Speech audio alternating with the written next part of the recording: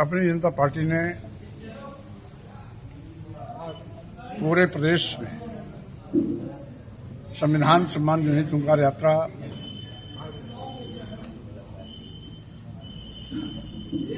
मानवर काशीराम जी के जन्मदिन 15 मार्च 2025 को शुभारंभ किया था, जिसके 7वें चरण के कार्यक्रम में आज हम बांदा पहुंचे हैं। आज इस यात्रा का मुख्य मकसद है जिस तरीके से भाजपा सरकार की गलत नीतियों के चलते देश का करोड़ नौजवान बेरोजगार हुआ, नौजवानों के सामने रोजी रोटी के लाले पड़े, भुखमरी कगार पर है, जिसपे हमारी मांग है कि नौजवान को रोजगार दो, रोजगार न मिलने तक उनको बेरोजगारी भत्ता दो।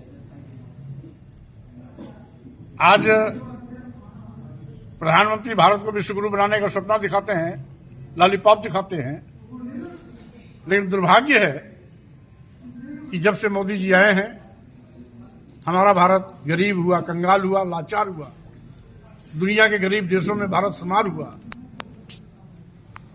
हालात बद से बदतर हैं, यहां तक कि भारत एक ऐसा देश है जहां 80 करोड़ लोगों की जिंदगी 5 किलो 10 किलो चावल पर चलती है। तो स्वाभाविक रूप से विश्व गुरु बनाने का सपना केवल धोखा है, छलावा है, जबकि देश गरीब लाचार होता जा रहा है। महंगाई आसमान पर है, आम लोगों का जीना दूभर हो गया है। किसानों को लाभकारी मूल्य देने का वादा करने के बावजूद भी आज तक लाभकारी मूल्य नहीं दिया गया। किसान की एक ही मांग है कि उनके किसानों के उत्पाद का न्यूनतम समर्थन मूल्य दिया जाए, सरकार वो भी नहीं कर रही है। छुट्टा जानवर किसान की हरी भरी फसल चल के चौपट कर दे रहे हैं, सरकार उस पर भी रोक लगाने में फेल है। आज 27,764 स्कूल जिसमें गरीब के बच्चे पढ़ते हैं, योगी सरकार बंद करने पर आमादा है। यद्यपि अपनी जनता पार्टी ने प्रदेश मुख्यालय, जिला मुख्यालय, विकास खंडों में इसका कड़ा विरोध किया, जिसके चलते योगी सरकार स्कूल बंद करने का फैसला वापस तो लिया, लेकिन अभी भी स्कूलों के बंदी पर ताले लटक रहे हैं। आज पूरे उत्तर प्रदेश और देश की कानून व्यवस्था ध्वस्त हो चुकी है।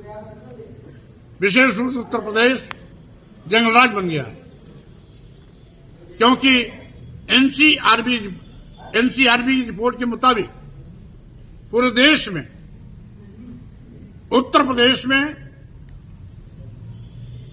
कानून व्यवस्था पूरी तरीके से खत्म हो चुकी है।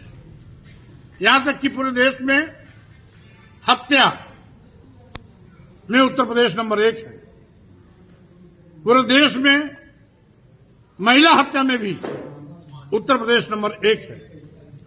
पूरे देश में अपहरण के मामले में भी उत्तर प्रदेश नंबर 1 है। पूरे देश में दलित उत्पीड़न और महिला उत्पीड़न के मामले में भी उत्तर प्रदेश नंबर 1 है। दूसरे, तीसरे, चौथे, 5वें पायदान पर जो प्रदेश आते हैं वो भी भाजपा शासित राज्य है। गुजरात, महाराष्ट्र, राजस्थान, मध्य प्रदेश ऐसे प्रदेश हैं जो उत्तर प्रदेश के बाद कोई दूसरे पर है, कोई तीसरे पर है, कोई चौथे पर है, कोई 5वें पर है। मंत्री जी, आज केशव प्रसाद मौर्य जी ने एक बयान दिया। उन्होंने कहा कि बिहार के बाद अब बंगाल की बारी है, बंगाल के जंगल राज को बीजेपी उखाड़ फेंकेगी। बहरहाल मैं वहां भी आ रहा हूं। अभी जिस तरीके से आज मोदी जी देश बेच रहे हैं, अब तक देश के सभी बंदरगाह, एयरपोर्ट, एयर इंडिया, बहुतेरा रेलवे स्टेशन, कई दर्जन ट्रेनें LIC जैसी बड़ी संस्था बेच दिए हैं। आगे कितना बेचेंगे इसका कोई अंदाजा नहीं। लेकिन सरकारी संस्थानों विभागों का बेचा जाना इस बात का प्रमाण है कि मोदी जी सरकार चलाने में असफल हो रहे हैं। आज लोकतंत्र खतरे में है, जैसा कि बिहार चुनाव इस बात का गवाह है। अभी चुनाव प्रचार के दौरान social media, electronic media, print media में बहुतेरे फोटो आए जिसमें भाजपा के मंत्रियों, नेताओं को खदेड़ा जा रहा था, प्रचार नहीं करने दिया गया, क्षेत्र छोड़ के भागना पड़ा। उसके बावजूद भाजपा के पक्ष में प्रचंड बहुमत की सरकार बनाने का फैसला चौंकाने वाला है। ये जनमत की जीत नहीं है, ये ईवीएम तंत्र की जीत है, जिसका दुरुपयोग कर भाजपा बाबाही लूट रही है और बंगाल में भी ऐसा काला कारनामा करने की सोच में है।